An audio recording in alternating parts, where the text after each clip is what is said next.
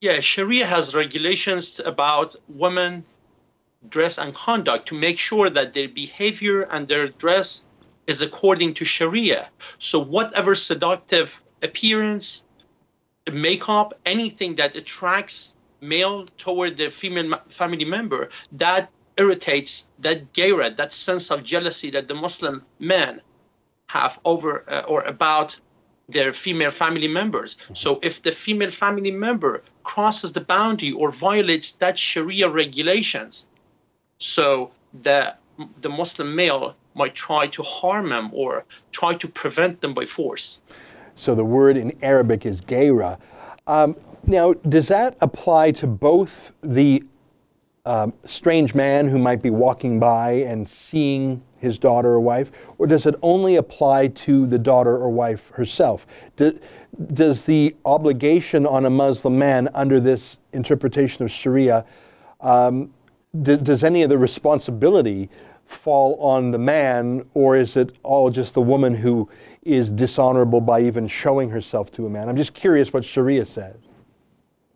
So Sharia obligates all Muslim men in the community to stop women from from violating Sharia. So even a stranger Muslim man might see another woman whose appearance is non-Islamic or against Sharia. Even a stranger Muslim male can go and stop him even by force. So that's called enjoining good and forbidding evil. So whatever non-Islamic thing must be stopped even by force based on that principle.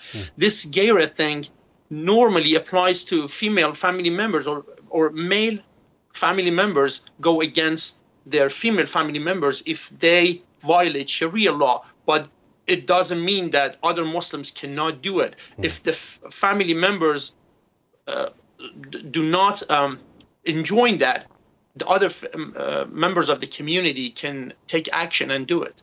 What I was actually asking about, I mean, your answer is very interesting as well, but let's say in the case of the Shafia family in Ontario a few years back, if my recollection serves, one of the women wanted to have a boyfriend, which is a Canadian thing to do, but I guess not a sufficiently Islamic thing to do for the Afghan family of the Shafias. In the end, the Shafias murdered their 3 daughters and one of the wives. Is any of the violence, any of the punishment, would that be directed as the boyfriend as well? Or is it just a female crime? No, dating specifically with non-Muslims is severely punished when it comes to Sharia law. Sharia provides that Muslim women cannot marry non-Muslim men.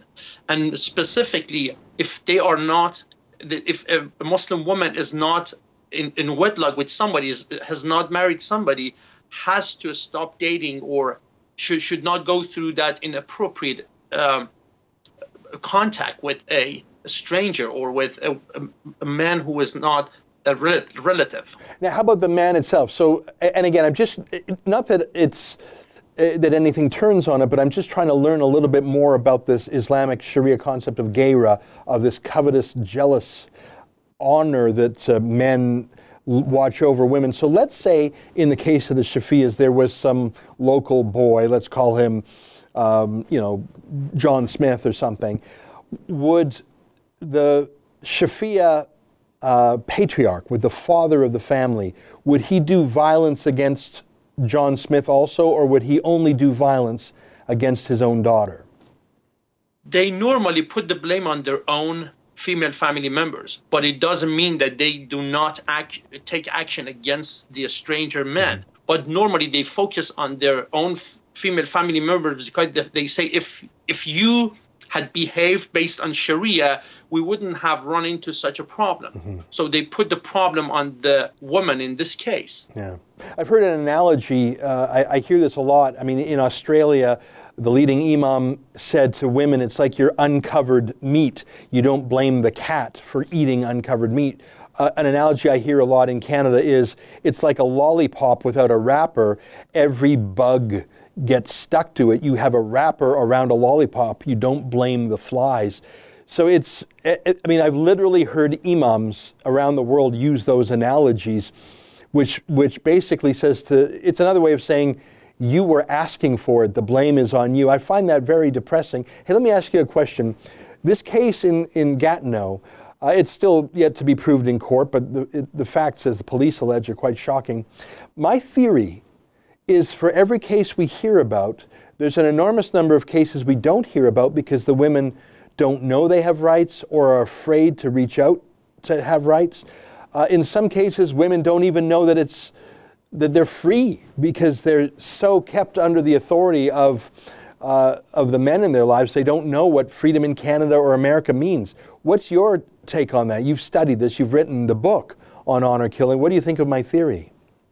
I think that that's true, but even if they know that the host country gives them that freedom, they are afraid that their male family members do not care and come after them anyway. And, you know, the Muslim male might not be afraid of paying the cost for going to jail or whatever. So the Muslim woman knows that. They know if they behave inappropriately against Sharia, the Muslim male is going to come after them no matter what. So they are afraid. At the same time, some of them become like battered woman syndrome. They get to that sense that they are abused, but they just follow and they just go through that and suffer from inside.